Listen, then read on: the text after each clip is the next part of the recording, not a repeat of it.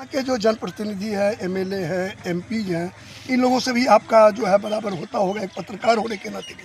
तो इस विषय को जब आप प्रमुखता से उठाते हैं तो वो लोग किस रूप से इसको लेते हैं? जब हमारे पिता की मृत्यु कैंसर से हुई और प्रभात खबर के माध्यम से हमने इस अभियान को आगे बढ़ाया, तो पिताजी के स्मृति में हमने ये विद्यालय खुलवाया। ये बिहार सरकार की विद्यालय है। 5 कट्ठा ज़मीन हमारे पिताजी दिए हुए थे मृत्यु से पहले। जब उन्हें कैंसर हो गया तो उन्होंने कहा कि हम कुछ करना चाहते हैं अपने लिए, तो 5 कट्ठा उन्होंने ज़मीन दिया बिहार सरकार को। यहाँ विद्यालय खुला और माँ पिताजी के नाम से विद्यालय का नामकरण हुआ। अभी आप देख सकते हैं पिताजी का जो कैंसर से जिसकी मृत्यु हुई थी, उनका स्मारक इस विद्यालय में लगा हुआ है।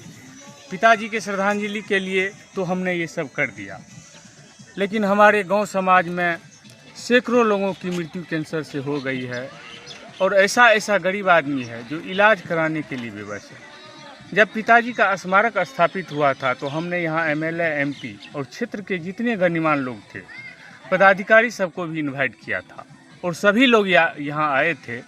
और इनके स्मृति में जब स्मारक का उद्घाटन हुआ तो हमने इस मुद्दा को प्रमुखता से रखा। ये हमारे पिताजी की मृत्यु कैंसर से हुई है, हमने उसके याद में ये विद्यालय स्थापित करवाया है, स्मारक स्थापित करवाया है।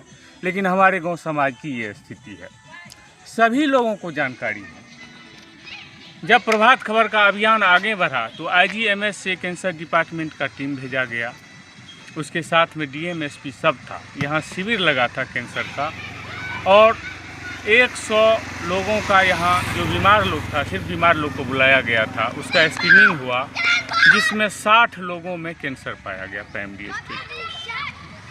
वो लोग भी आश्चर्यचकित हुए। उन लोगों का कहना हुआ हम लोग बिहार सरकार को रिपोर्ट करेंगे, यहाँ सही में कैंसर ग्रस्त है, कैंसर से परेशानी है। फिर वहाँ से रिपोर्ट गया तो आईजीएमएस से टीम आई। आईजीएमएस के डायरेक्टर भी थे उसमें और लगभग 5-7 डॉक्टर स्टाफ सब थे। फिर यहाँ कैंप लगा तो उन लोगों ने जो जांच किया तो 7% सर्टिफाइड किया कि 7% लोगों में यहाँ कैंसर है। हमने जब उससे बात किया तो उन लोगों का कहना हुआ 2% तो पूरे देश में है, लेकिन यहाँ 7% आ रहा है, इसका मतलब मामला सीरियस है। हम लोग जाते हैं डीएम को लिख करके देंगे और हर साल, हर एक 3 साल तक हम लोग जो है इसका सर्वे करेंगे। 2% से अगर अधिक आता है, बढ़ते जाता है, तो ये कैंसरग्रस्त इलाका माना जाएगा और यहाँ टाटा मेमोरियल का ब्रांच स्थापित करेंगे। फिर सहरसा में डीएम के साथ उन लोगों की बैठक हुई, उन लोग प्लानिंग किए। पंचगछिया पीएचसी बगल में है, वहाँ स्कैनिंग सेंटर खोला गया। सहरसा सदर अस्पताल में स्कैनिंग सेंटर खोला गया। सहरसा सदर अस्पताल में अभी भी चल रहा है, लेकिन पंचगछिया पीएचसी को बंद कर दिया गया। अभी भी यहाँ कैंसर से लोग मर रहे हैं। कैंसर अस्पताल स्थापना करने के लिए बगल में यहाँ 100 एकड़ ज़मीन है, जहाँ अभी अत्यंत पिछड़ा छात्रावास भी खुला है। सैकड़ों एकड़ ज़मीन है। मेडिकल कॉलेज भी प्रस्तावित है, न मेडिकल कॉलेज बना है, न सहरसा में एम्स बन रहा है, न कैंसर अस्पताल बन रहा है। लोगों में जैसे कैंसर फैल रहा था उसी हिसाब से कैंसर फैल रहा है। ज़मीन यहाँ पर उपलब्ध है, यहाँ पर जो है महा अस्पताल का निर्माण हो सकता है, चाहे एम्स बने या कैंसर के लिए ही एक जो है अस्पताल स्पेशल बने। इसके लिए ज़मीन की यहाँ कोई कमी नहीं है। लोग मर रहे हैं, लेकिन सरकार के कानों तक जूं नहीं रेंग रही है। होगा क्या, ये तो आने वाला समय बताएगा। फिलहाल लोग कैंसर पीड़ित हैं और अपना जान समय से पहले काल के गाल में समाये जा रहे हैं। चलिए चलते हैं आगे और दिखाते हैं और कुछ लोगों से मिलवाते हैं जो कि कैंसर से जिनका परिवार जूझा है, बर्बाद हुआ है, और अभी भी कुछ लोग ऐसे हैं जूझ रहे हैं। कुछ ऐसे भी लोग हैं जो कैंसर पर विजय पाए हैं। चलिए चलते हैं आगे और इनके अभियान को, लाल बहादुर जी के अभियान को यहाँ से दिल्ली तक पहुँचाते हैं। नमस्कार, मैं हूँ हरिशंकर तिवारी और आप देख रहे हैं न्यूज़ 24 व्यूज़ लाइव टीवी, साथ ही साथ देख रहे हैं सोशल ग्लोबल न्यूज़। इस समय मैं हूँ बिहार के सहरसा जिला अंतर्गत 70 कटैया प्रखंड के एक स्कूल के प्रांगण में, और ये 70 कटैया जो ब्लॉक है उसके बिल्कुल सटा हुआ ये गांव है। और हमारे साथ में यहाँ के स्थानीय पत्रकार लाल बहादुर जी हैं, जो प्रभात खबर के यहाँ के पत्रकार हैं। और सबसे बड़ी बात ये है कि कैंसर जो है यहाँ एक ऐसी महामारी के रूप में फैल गया है, जो लोग जो यहाँ हर एक दूसरे परिवार में आप जाएंगे तो एक न एक कैंसर का रोगी आपको मिल जाएगा।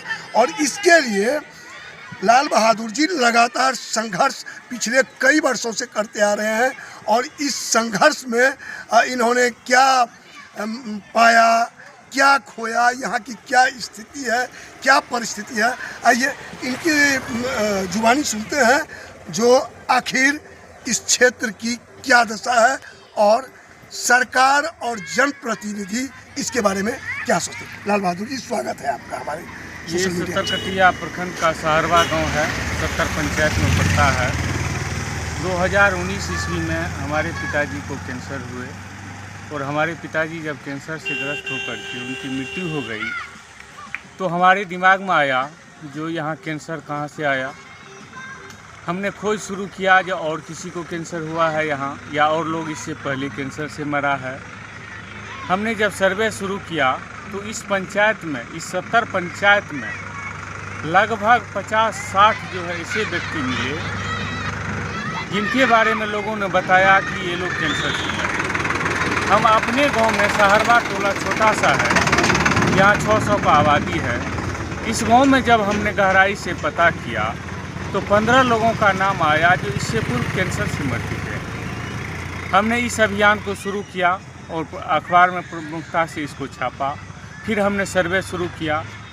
जब पेशेंट को खोजना शुरू किया तो लगभग 25-30 ऐसा पेशेंट मिला जो विभिन्न अस्पताल में इलाज करा रहे थे। फिर हमने इस कड़ी को बढ़ाया और बढ़ाते बढ़ाते अन्य पंचायतों में भी हमने इसका सर्वे कराना शुरू किया। लगभग 700 लोगों का पता चला जो कैंसर से मर चुके हैं। फिर जब अखबार में न्यूज़ प्रमुखता से प्रकाशित हुई तो यहाँ के सिविल सर्जन और डीएम यहाँ आए, 70 पंचायत का विजिट किया सहरवा गांव का। फिर यहाँ से रिपोर्ट गया पटना से IGMS की टीम आई कैंसर डिपार्टमेंट का। और इसी विद्यालय पर, ये बिंदा धर्मी प्राथमिक विद्यालय सहरवा गांव है, इसी विद्यालय